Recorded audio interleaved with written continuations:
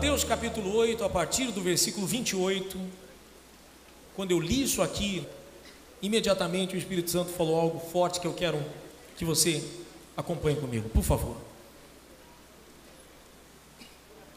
Versículo 28, a cura de 2 endemoniados gadarenos. Tendo ele chegado à outra margem, a terra dos gadarenos, vieram-lhe ao encontro 2 endemoniados, saindo dentre os sepulcros, e a tal ponto furiosos, que ninguém podia passar por aquele caminho. E eis que eles gritaram: o que temos nós contigo, ó Filho de Deus? Vieste aqui atormentar-nos antes do tempo? Ora, andava pastando não longe deles uma grande manada de porcos. E então os demônios lhe rogavam: se nos expeles, manda-nos para a manada de porcos. E Jesus disse: ide. E eles, saindo, passaram para os porcos, e eis que toda a manada precipitou-se de despenhadeira abaixo para dentro do mar, e nas águas pereceram. Fugiram os porqueiros, e chegando à cidade, contaram todas as coisas e o que acontecera aos endemoniados. Agora, se você tem a Bíblia, eu queria que você lesse, porque esse aqui é o versículo central. Isso aqui é muito forte. Vamos lá. Então a cidade toda saiu para encontrar-se com Jesus, e vendo, lhe rogaram que se retirasse da terra deles. Repita: e vendo, rogaram-lhe que se retirasse da terra deles.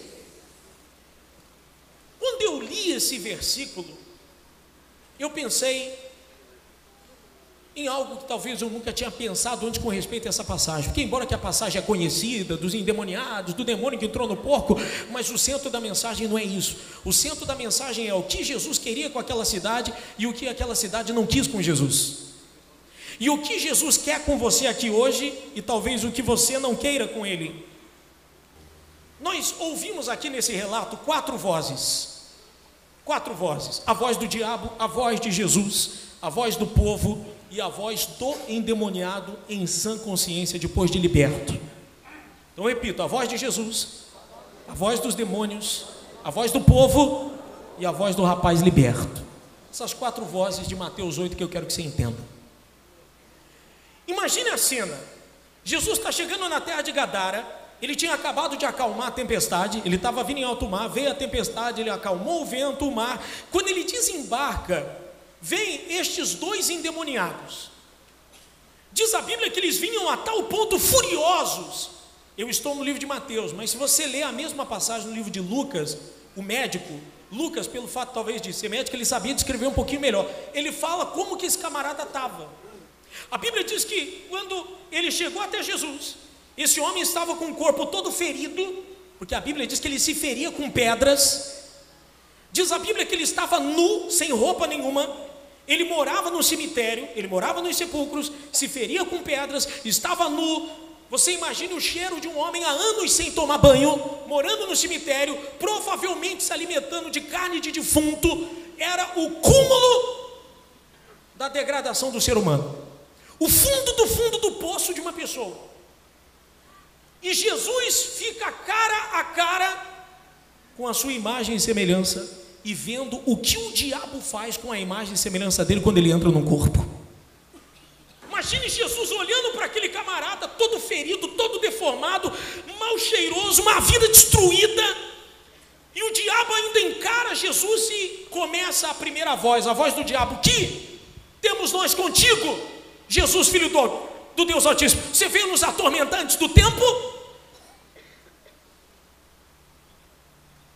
Você já notou quando você começa a lutar por uma pessoa, como o diabo se levanta?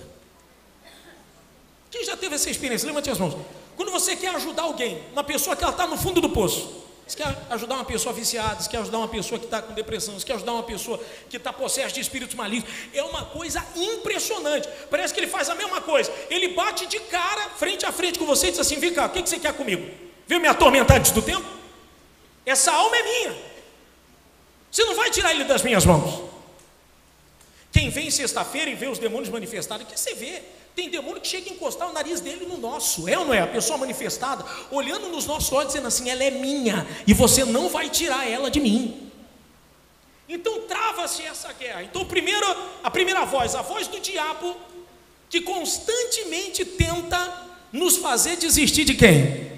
Do nosso Deus, da nossa fé, da nossa caminhada, da nossa luta. Isso todo santo dia. Ele vai criando uma série de problemas para te ferir. Ele vai criando uma série de problemas para fazer com que você fique isolado, como esse camarada estava isolado. Ele vai criando uma série de problemas para ver se você deixa de ouvir a voz de Jesus para ouvir a voz desse mal. Quando o mal falou, Jesus também rebateu, veio a segunda voz. Jesus tinha mandado esse espírito de sair. Jesus não queria discutir com o diabo. Ele não precisa discutir. Quem tem autoridade não discute. Ele impõe a sua autoridade e acabou. É ou não é? O policial vai prender alguém, para que ele vai ficar discutindo?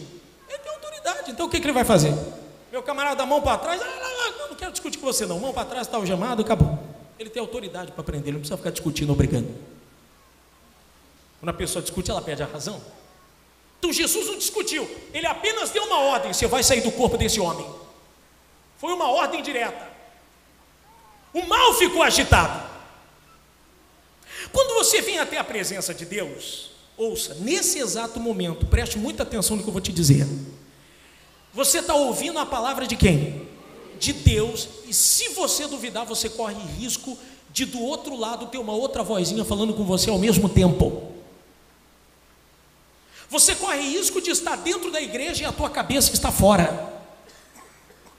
Você corre risco de assistir uma reunião e não entender nada do que aconteceu naquela reunião. Porque essas duas vozes, mesmo dentro da igreja e mesmo na hora da palavra, estão em ação. A palavra de Deus, querendo tirar de dentro de você o que não presta e fazer com que você seja uma fonte de água viva, e uma outra palavra querendo desviar a sua atenção, querendo colocar dúvida, querendo impedir você que essa reunião seja uma bênção. Vocês estão entendendo onde eu quero chegar? Então travou-se uma batalha pela alma daquele rapaz. Jesus de um lado, o diabo do outro, Satanás dizendo, ele é meu, e Jesus dizendo, acabou para você. E desde que você entrou aqui nessa manhã, e desde que você entrou na igreja, e desde o dia que você aceitou Jesus, travou-se uma batalha. De um lado o diabo dizendo, eu não desisti dela, e de outro lado Jesus dizendo, eu também não, por isso que eu dei a vida por ela. Amém, gente? De que lado você vai ficar? Tem certeza? Absoluta? Porque é fácil dizer eu fico do lado de Deus quando tudo vai bem. O problema é ficar do lado de Deus quando os porcos vão despenhadeira abaixo. O problema é ficar do lado de Deus quando você perde alguma coisa. Porque você viu a cidade expulsando Jesus por causa de miseráveis 2.000 porcos. É ou não é uma realidade? Por causa de 2.000 porcos. O que é 2.000 porcos diante de uma alma? Quanto custa um porco?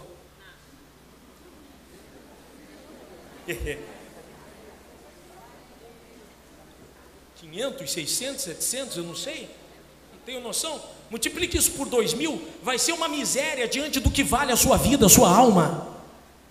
Não é uma realidade?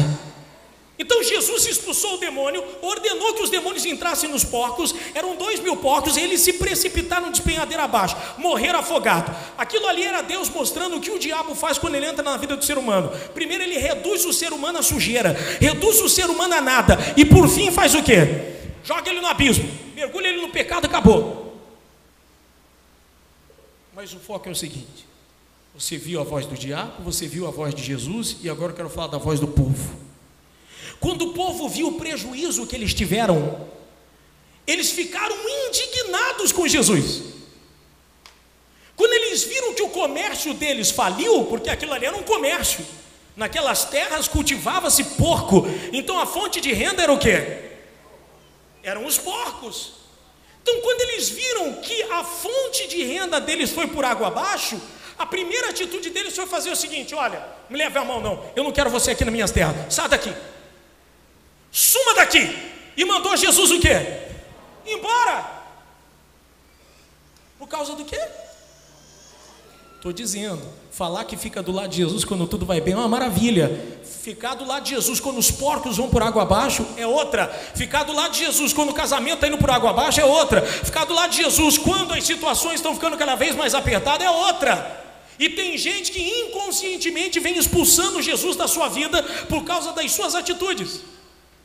Toda vez que você murmura, toda vez que você diz que Deus não te ouve, toda vez que você diz eu vou sair da igreja, eu vou abandonar minha fé, você está agindo exatamente como esse povo, está falando assim: Jesus, saia da minha vida, eu não te quero mais, não te queremos, sai daqui Jesus, você trouxe prejuízo para as nossas terras, você não nos fez bem. Eles nem sequer pararam para ver que aquele rapaz endemoniado, que era uma ameaça para a sociedade, que já tinha ferido várias pessoas e agora estava na sua sã consciência, liberto, perfeito, o que ninguém conseguia ter feito com ele até então, Jesus fez. E eles avaliaram a chegada de Jesus pelo que eles ganharam ou pelo que eles perderam. O que eu quero dizer é o seguinte: se você avaliar Jesus pelo que ele tem para te dar, você está perdido, você não vai durar muito tempo na igreja. Se você avaliar Jesus pelo que ele tem para te oferecer apenas, quando ele não te oferecer nada, você vai virar as costas para ele. Um casamento não é baseado no que tem-se para dar, não. Porque casamento, quando você casa, o juramento é: prometo ser fiel, na saúde, na doença, na riqueza, na pobreza, no vento contrário, no vento a favor, em todas as situações. Então, o casal pode enfrentar o que for, eles continuam sendo um do outro. Se estava rico e hoje está pobre, continuam sendo um do outro. Não é o que eu tenho para dar ou deixar de dar. O amor continua, o vínculo continua. Com Deus é a mesma coisa. Tinha um grande pregador chamado Billy Graham, você já deve ter ouvido falar nele, norte-americano. A filha dele, que também é uma missionária, foi num programa de televisão lá nos Estados Unidos. O entrevistador queria deixar ela numa saia justa, queria humilhar ela na frente de todo mundo. Naquela época do 11 de setembro, que as torres gêmeas caíram, lembra? Os aviões bateram, caíram. Aí o entrevistador para ela: vem cá, ô fulana, vocês falam de Deus, que Deus é bom, que Deus é isso, que Deus é aquilo. Então me explica como que um Deus bom permite acontecer uma desgraça dessa. Colocou ela na parede, né? Como que se a culpa fosse de quem? Como que se a culpa fosse de Deus? Ué, se Deus é bom, então por que ele permitiu lá no 11 de setembro os aviões chegarem, as torres caírem? Quanta gente morreu? Que Deus é bom é esse? E ela olhou, o entrevistador disse assim: o problema é que há muitos anos a gente vem convidando Deus para sair das nossas vidas, sair da nossa cidade, sair do nosso país, sair do nosso governo, sair da nossa política, sair das nossas escolas, sair das nossas casas. Tudo começou com uma mulher que criou uma lei para nos colégios, nas escolas, não se fazer mais oração antes das aulas. Ela falando com o camarada, uma tal de Madeleine Murray, não sei quem é, mas ela convenceu a tirar a oração das escolas. Então expulsaram Jesus da onde? De dentro das salas de aula. Depois não sei quem sugeriu que seria bom tirar a leitura bíblica de dentro das salas de aula. Aí todo mundo, para não ficar só uma religião, então vamos tirar a Bíblia das salas de aulas. A Bíblia que ensina que o filho que tem que respeitar o pai, a Bíblia que ensina que eu tenho que amar o próximo como a mim mesmo, a Bíblia que ensina a estender a mão quando alguém está caído. E quando tiraram isso de dentro das escolas, estavam falando para Jesus o quê? Saia daqui, não te queremos mais. A mesma coisa que esse povo falou para Jesus: não te queremos, suma daqui. E a sociedade começou a se basear nisso. Depois um tal de Dr. Spock, Benjamin Spock, que era um especialista em comportamento humano, começou a batalhar, até criar uma lei dizendo que o pai não podia mais surrar o filho. Que saudade das varadas da minha mãe de vez em quando, porque aquilo ali me ajudou a ser homem. Aí criaram a lei. Hoje o pai levanta a mão para o filho e obrigou a ser preso. Não pode corrigir, não pode educar. E engraçado que o filho desse camarada morreu se suicidando. Se a teoria dele fosse tão eficiente assim, o filho não teria se suicidado. É ou não é uma realidade? Então ela foi falando isso ao vivo, e a mulher foi ficando sem graça, a entrevistadora. Então aos poucos nós fomos tirando Deus, nós fomos tirando Deus da televisão e fomos promovendo programações de sexo, programação de droga, programação de violência, programação que vai formando desde pequenininho uma mente diferente. Nós expulsamos Jesus da nossa sociedade E ele, como um cavaleiro, fez o quê? Fez o que Jesus fez ali na passagem. Jesus entrou no barco, coitado, e saiu da terra de Gadara, sem graça, porque ele foi expulso. Já que vocês não me querem, eu vou fazer o quê? Tipo, outro lugar.